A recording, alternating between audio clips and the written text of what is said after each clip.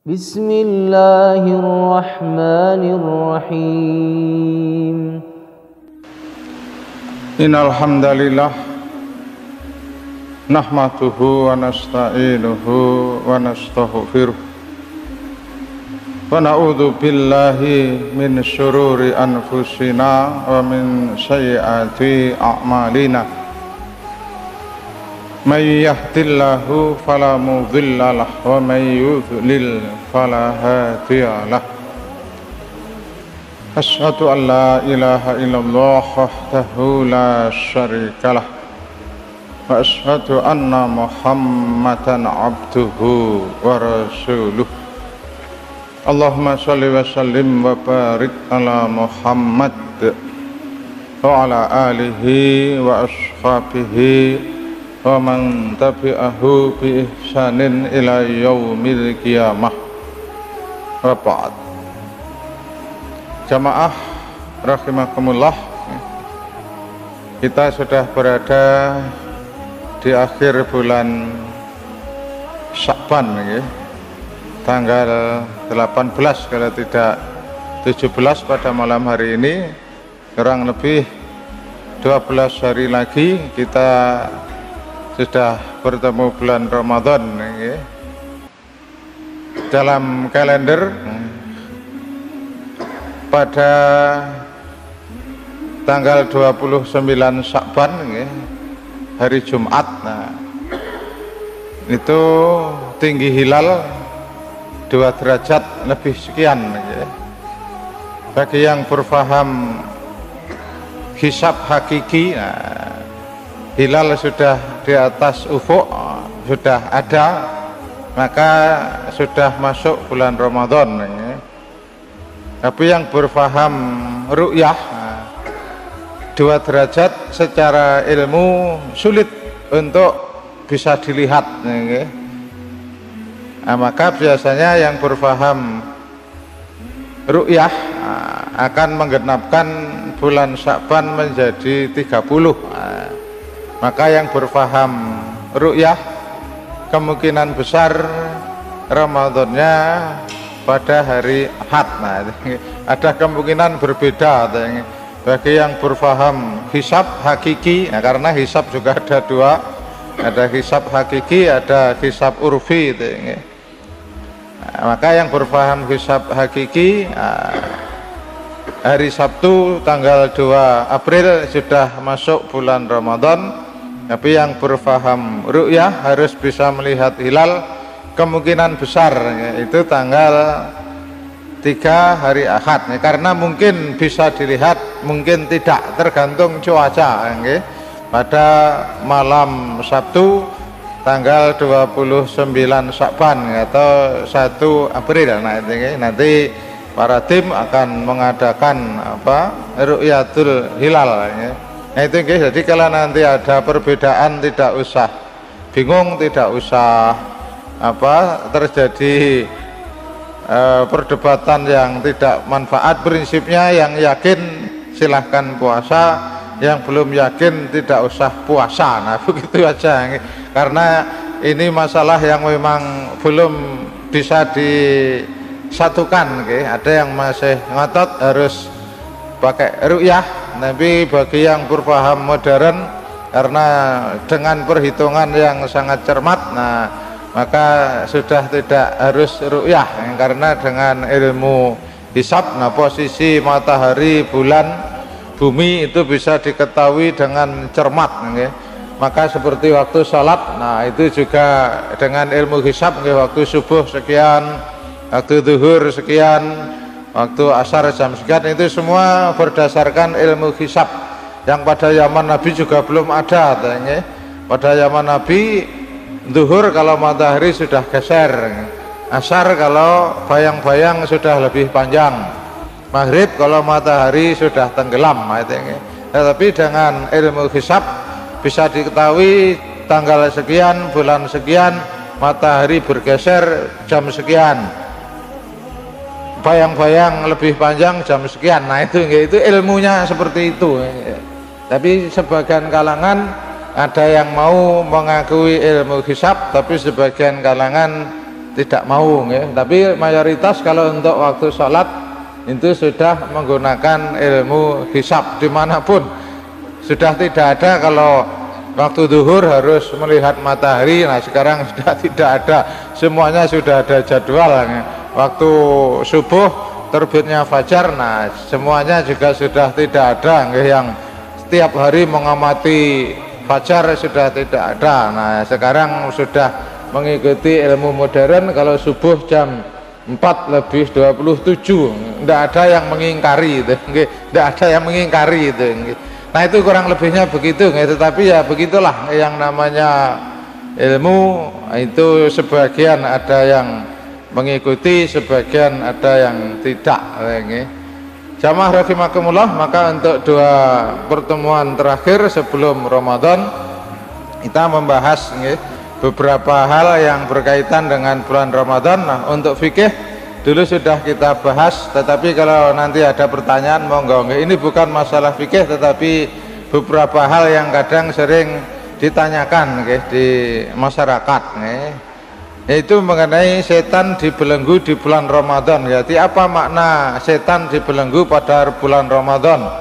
Karena kemudian muncul pertanyaan, kenapa meskipun setan dibelenggu pada bulan Ramadan masih sangat banyak orang yang berbuat maksiat? Nah itu ya pertanyaan yang sering muncul, yang saya juga beberapa kali ditanya. Nah maka pada kesempatan malam hari ini kita membahas beberapa hadis dan juga ayat mengenai dibelenggunya setan, dan juga pendapat-pendapat para ulama-ulama terdahulu dalam beberapa kitabnya.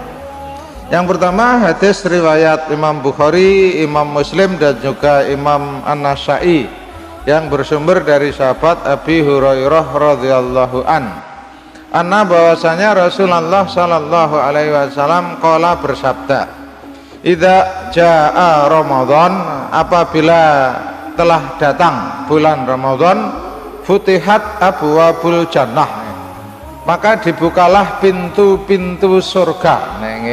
Nah ini juga bukan makna hakiki, tetapi simbolis, bukan berarti surga betul-betul dibuka, karena toh kalau dibuka juga kita belum bisa masuk. Nah ini maksudnya adalah banyak amal di bulan Ramadan yang bisa mengantarkan, menyebabkan manusia masuk surga.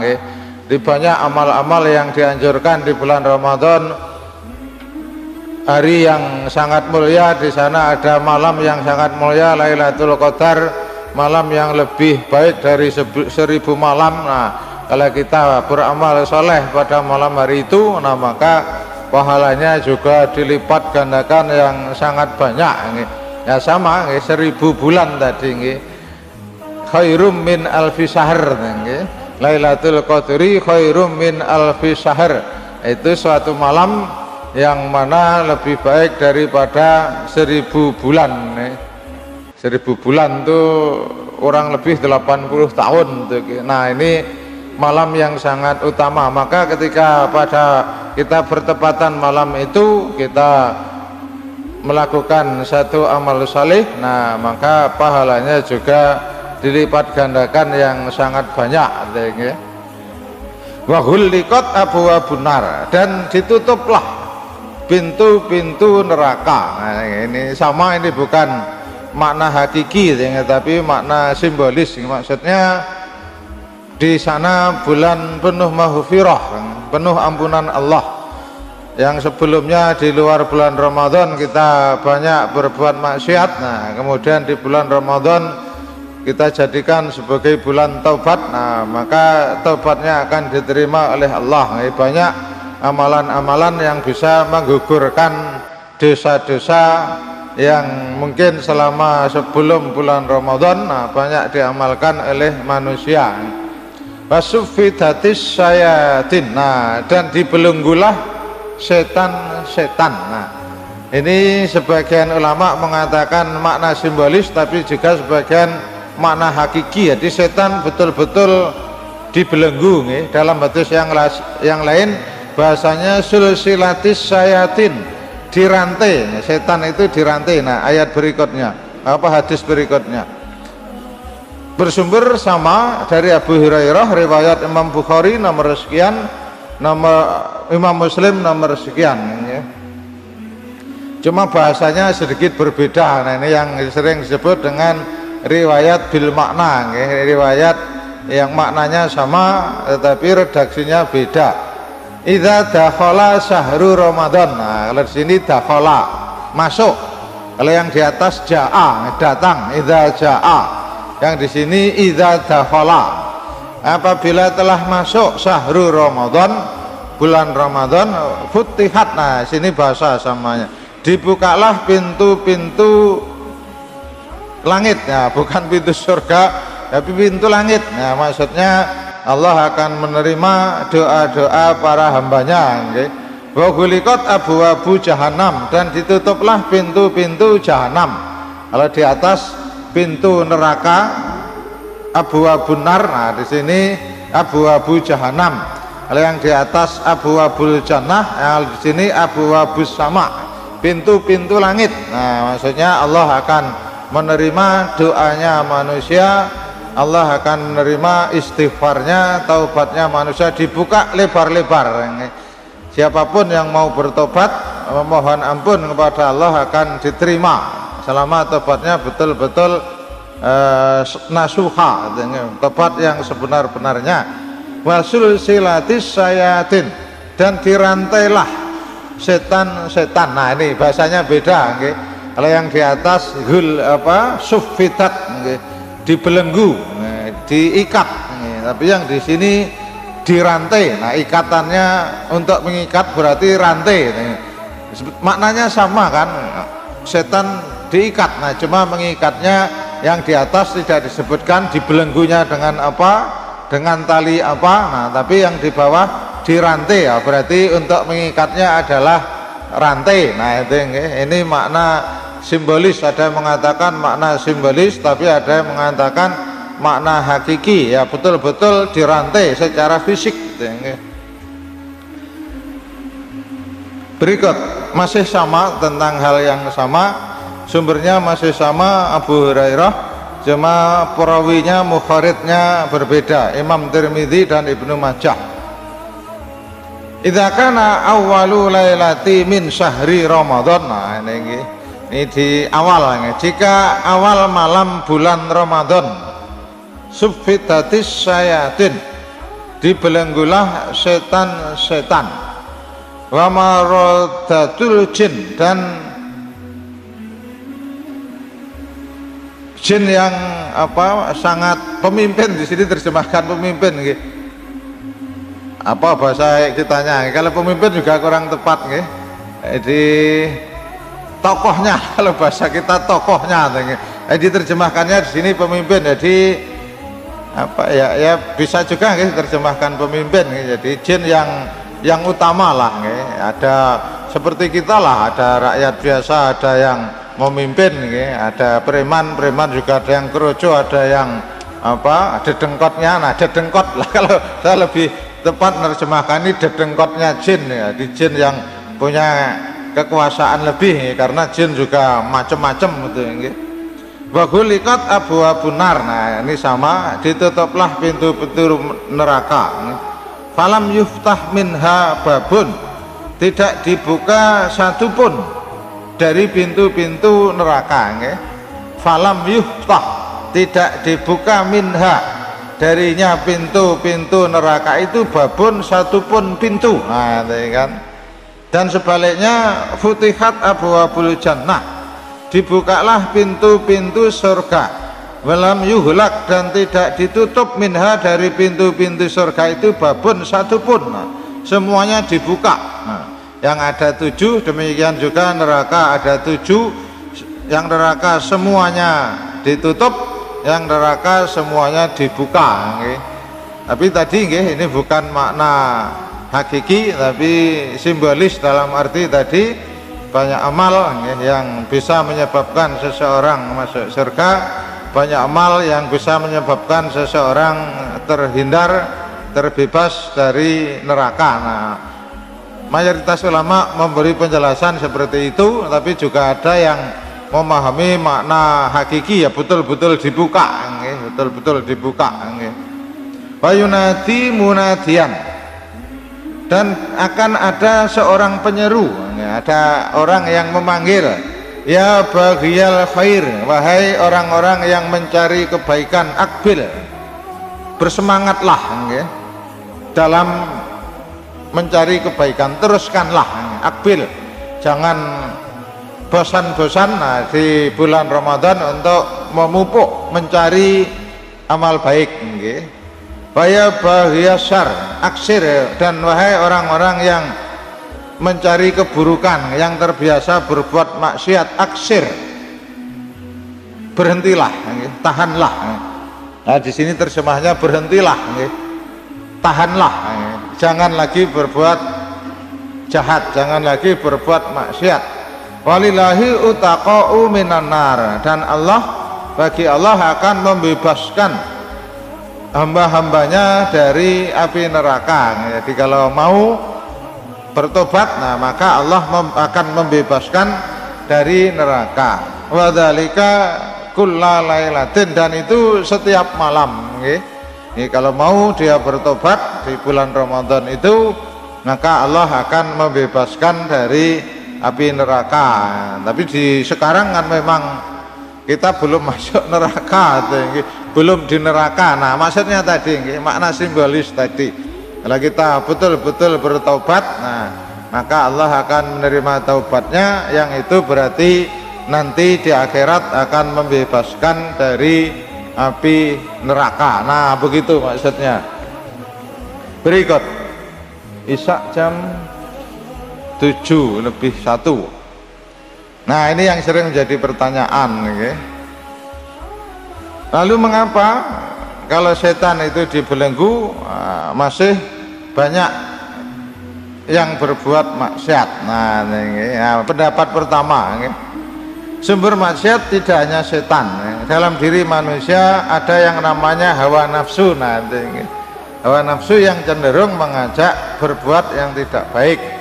Meskipun bulan Ramadan, kalau dasarnya orang yang tidak beriman, ya bulan Ramadan ataupun tidak sama saja nggih.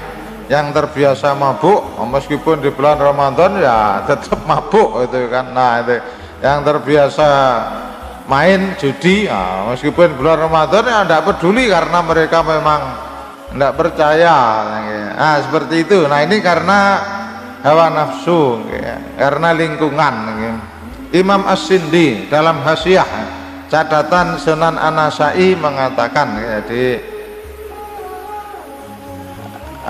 Hasyiah itu kalau di dalam kitab-kitab yang berbahasa Arab, kitab-kitab kuning, nah ada catatan kaki nih, penjelasan. Nah, biasanya ada di samping apa kitabnya. Kalau catatan kaki kan di bawah.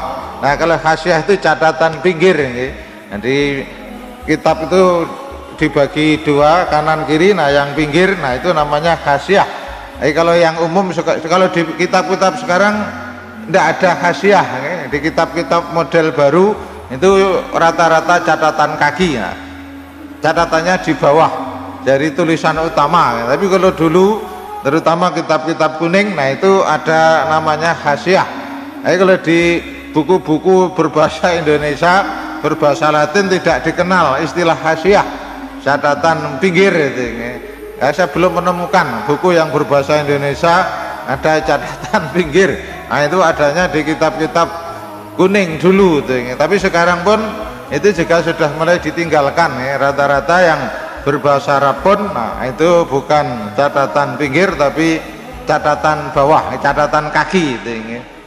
Nah, Imam As-Sindi, nah dalam Hasyiah, nah, catatan pinggir dalam Sunan An-Nasa'i, jadi hadis-hadis yang diriwayatkan oleh Imam Nasa'i, beliau mengatakan la yunafihi wuku'ul ma'asi id yakfi wujudal ma'asi syiraratan nafsi. Nah ini hadis mengenai setan dibelenggu tidak berarti meniadakan segala bentuk maksiat. Nah kan, meskipun setan dibelenggu bukan berarti maksiat akan hilang, karena maksiat itu bisa muncul disebabkan oleh pengaruh jiwa yang buruk dan jahat. Jadi jiwanya memang sudah rusak, jiwanya memang sudah banyak fujurnya, karena di dalam jiwa memang Allah sudah menetapkan di dalam surat Asy-Syamsi wa Duhaha. Nah, di ayat 9 fa'alhamaha fujuraha wa taqwaha, ayat 10 9 atau 10, kurang lebih begitulah, tidak hafal persis, tapi fa'alhamaha fujuraha wa taqwaha, dan Allah telah mengilhamkan ke dalam jiwa itu sifat fujur juga sifat takwa. Jadi itu memang sudah bawaan manusia yang tidak bisa hilang, sifat fujur ataupun takwa di dalam jiwa manusia. Sesoleh-solehnya manusia, sifat fujur itu kadang muncul. Sebaliknya juga sejahat-jahatnya manusia, sifat takwanya kadang juga muncul. Nah, cuma kalau orang yang takwa, nah yang lebih banyak muncul adalah yang takwa, sifat kebaikannya. Tapi orang yang terbiasa maksiat, nah yang sering muncul adalah sifat fujurnya. Nah, begitu. Tapi dua-duanya sama sekali tidak bisa hilang. Suatu saat muncul. Rasulullah pun begitu. Tapi kalau para nabi sebelum melakukan maksiat, ketika sudah ada muncul sifat fujurnya langsung ditutup oleh Allah, karena nabi adalah maksum, terjaga dari berbuat maksiat. Nah, itu kalau para nabi maksum, ketika fujurnya akan dilaksanakan, nah maka oleh Allah langsung ditutup. Demikian juga dalam kisahnya Nabi Yusuf, ketika dia digoda oleh Zulaikha, Nabi Yusuf sebetulnya sudah mau, nafsunya muncul, tetapi karena seorang nabi langsung ditutup oleh Allah, jadi rasa keinginannya langsung dihilangkan. Nah, begitu. Rasulullah juga begitu, ketika dia menghadapi pembesar-pembesar kaum Quraisy. Nah, tiba-tiba datang seorang miskin lagi buta, Nabi melengos dan bermuka masam. Nah, kemudian oleh Allah langsung diingatkan, turunnya surat Abasa wa Tawalla. Dia bermuka masam lagi melengos karena ada seorang miskin yang buta yang tiba-tiba masuk ke majelisnya Rasul yang sedang berhadapan dengan tokoh-tokoh kafir Quraisy waktu itu. Nah, begitu diingatkan, nah Rasulullah langsung sadar. Nah, meskipun orang buta tadi tidak tahu kalau Rasulullah itu bermuka masam lagi melengos, tidak mau melihat, tapi karena dilihat oleh yang lain, Nabi ternyata kalau berhadapan dengan para pembesar kemudian datang orang miskin, ternyata sikapnya begitu. Nah, itu yang menjadi tidak baik, maka oleh Allah langsung ditutup. Nah, maka Nabi langsung menjadi ceria lagi. Nah, itu ceritanya surat Abasa wa Tawalla, asbabun nuzulnya.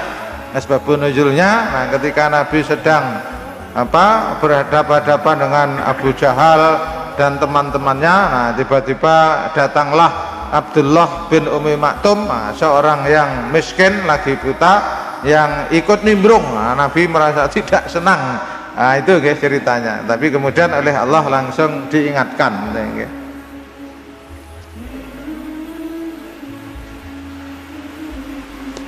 Kita ulang. Hadis tentang dibelenggunya setan tidak berarti meniadakan segala bentuk maksiat, karena maksiat itu bisa muncul disebabkan pengaruh jiwa yang buruk dan jahat, dan timbulnya maksiat tidak selalu berasal dari setan. Allahu a'lam. Khasiyah Sunan An-Nasa'i As-Sindi halaman sekian, sebagaimana firman Allah Ta'ala. Nah, ini ceritanya yang Nabi Yusuf. Nah, kemudian As-Sindi mengutip firman Allah, yaitu ucapan Nabi Yusuf di dalam surat Yusuf ayat 53, wa ma ubarri'u nafsi, aku tidak bisa terbebas dari hawa nafsuku. Nah, kan innan nafsa, karena yang namanya hawa nafsu la ammaratum bisu, senantiasa menyuruh kepada yang buruk. Nah, itu di Nabi Yusuf pun kadang muncul, seorang nabi pun yang namanya fujur tadi kadang muncul. Jadi sesungguhnya nafsu itu senantiasa menyuruh kepada yang buruk, illa ma rahima rabbi, kecuali nafsu yang telah diberi rahmat oleh Tuhanku. Inna Rabbi Ghafurur Rahim, sesungguhnya Tuhanku Allah Subhanahu wa taala Maha Pengampun lagi Maha Penyayang. Nah, begitu nggih. Dalam kitab Fathul Bari yang ditulis oleh Syekh Ibnu Hajar Al-Asqalani, penulis juga Bulughul Maram. Fathul Bari adalah syarah penjelas dari Sahih Bukhari. Bab 4 halaman sekian beliau mengatakan, yang perlu diketahui penyebab seseorang terjerumus dalam kemaksiatan tidak hanya akibat godaan setan dari jin, terkadang disebabkan juga oleh setan manusia. Nah, ini diajak temannya manusia, setan manusia. Ibnu Hajar mengatakan setan manusia. Jadi orang yang kalau sudah jahat itu juga disebut setan.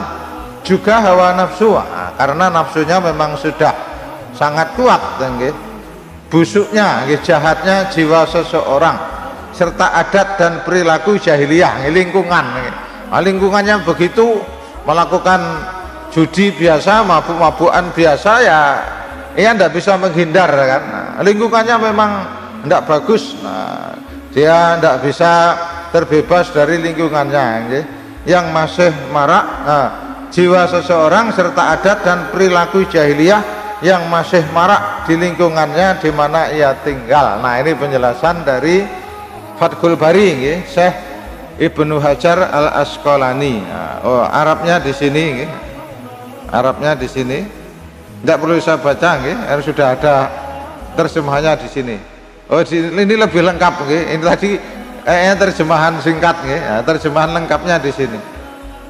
Terjemahan lengkapnya di sini. Nah, cuma di sini ada tambahan yang akhir. Seolah-olah dikatakan pada manusia, setan telah ditahan dari mengganggumu, maka tidak ada alasan lagi bagi manusia untuk meninggalkan ketaatan kepadanya, untuk mengerjakan maksiat, karena setan sudah dibelenggu. Maka kalau di bulan Ramadan berbuat maksiat, jangan menyalahkan setan. Nah, maksudnya begitu, setan sudah dibelenggu. Nah, kalau di bulan Ramadan masih berbuat maksiat, nah itu betul-betul dari dirinya sendiri, bukan gangguan setan. Maka jangan menyalahkan setan kalau di bulan Ramadan kok berbuat maksiat. Nah, itu betul-betul karena nafsu manusia. Nah, itu tambahan dari As-Sindi tadi.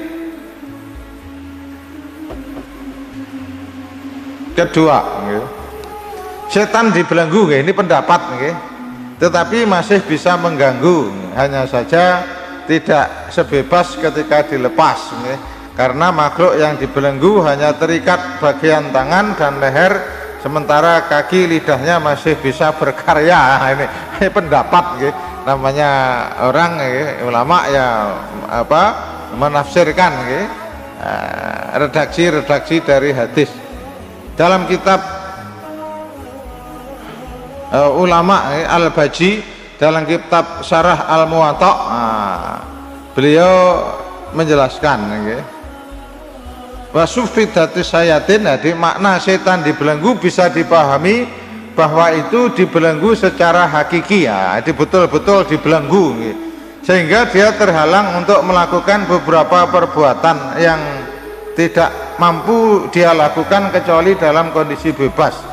Dan hadis ini bukan dalil bahwa setan terhalangi untuk mengganggu sama sekali. Nah, ini keterangan dari Al-Baji ketika menjelaskan hadis itu. Karena orang-orang yang dibelenggu, dia hanya terikat dari leher sampai tangan, dia masih bisa bicara, bisa membisikkan ide maksiat atau banyak gangguan lainnya. Nah, yang diikat hanya tangannya, lehernya mungkin juga ikut dirantai, tetapi dia masih bisa berbicara. Nah, dia masih bisa menghembuskan gangguan-gangguan. Nah, itu pengertian dari Al-Baji ketika menjelaskan hadis dibelenggunya setan. Kemudian yang ketiga, sejatinya setan tidak dibelenggu secara hakiki. Nah, tadi jadi bukan betul-betul dibelenggu, tapi itu makna maknawi saja, simbolis lah, mengingat keberkahan bulan Ramadan, dan banyaknya ampunan Allah untuk para hambanya selama Ramadan, sehingga setan seperti terbelenggu. Maksudnya ketika di bulan Ramadan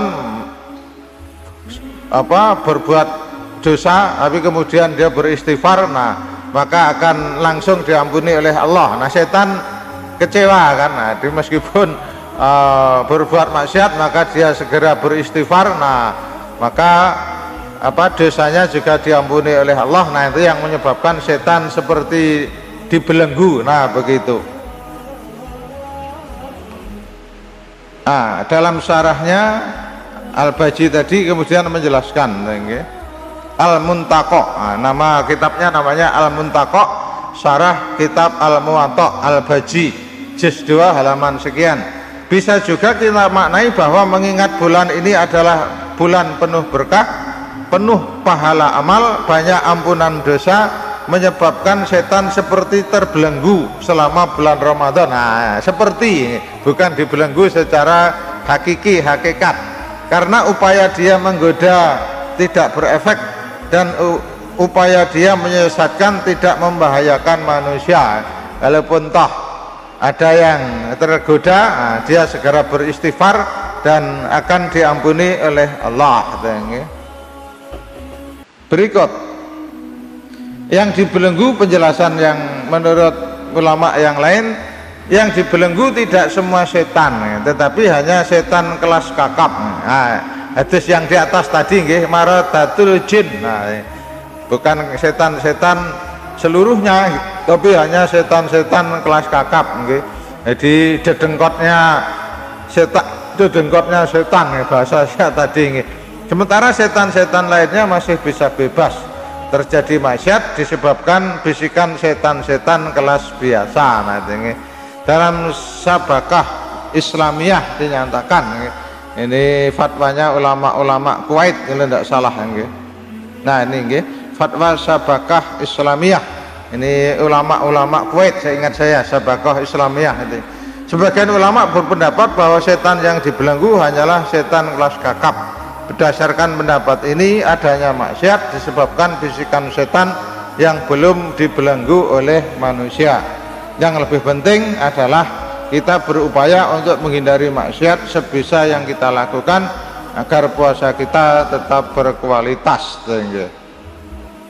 Syekh Abdul Aziz Alu Syekh, ini mufti Arab Saudi dulu, di dalam muqaddimah majalah Al-Buhus Al-Islamiyah nomor 61 khusus Ramadan, dan terdapat dalam sebagian riwayat tentang pembahasan setan terbelenggu. Nah ini di antara mereka ada yang berkata sesungguhnya dikatakan setan itu khusus maradatus sayatin, setan kelas kakap tadi, bukan yang lainnya, untuk mengurangi kejahatan kemaksiatan di bulan Ramadan.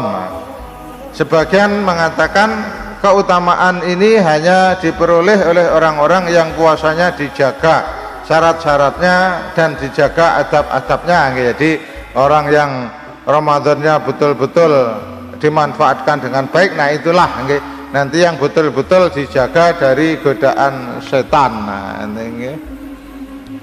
ulama yang lain berkata yang lebih dekat pada kebenaran insya Allah bahwa diikatnya setan itu adalah sebenarnya tidak mesti diikatnya seluruh setan, tidak akan terjadi kejahatan dan maksiat, karena hal itu ada pula sebab-sebab dari selain setan seperti hawa nafsu, kemudian kebiasaan-kebiasaan yang buruk. Nah ini hampir sama dengan penjelasannya Ibnu Hajar tadi, lingkungan, teman, nah kebiasaan, nah itu yang di luar Ramadan sudah mendarah daging, nah maka akan sulit untuk ditinggalkan meskipun datang bulan Ramadan. Berikut, nah ini hampir sama Syekh Utsaimin dengan pendapat yang di atasnya. Nah, kemudian ada tambahan di setan itu pada dasarnya adalah sifat, jadi bukan makhluk tersendiri. Nah maka di dalam hadis dijelaskan setan itu ada dari golongan jin dan juga manusia. Wa kadzalika ja'alna likulli nabiyyin aduwan, dan demikianlah aku jadikan setiap nabi itu musuh. Jadi setiap nabi pasti punya musuh, yaitu setan-setan dari golongan manusia dan dari golongan jin. Jadi ada setan golongan manusia dan golongan jin.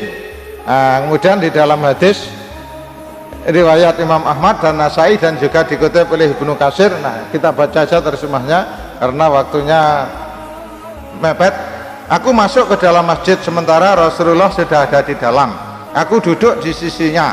Beliau lalu bersabda, wahai Abu Dzar, berlindunglah kepada Allah dari keburukan setan dari jin dan keburukan setan manusia.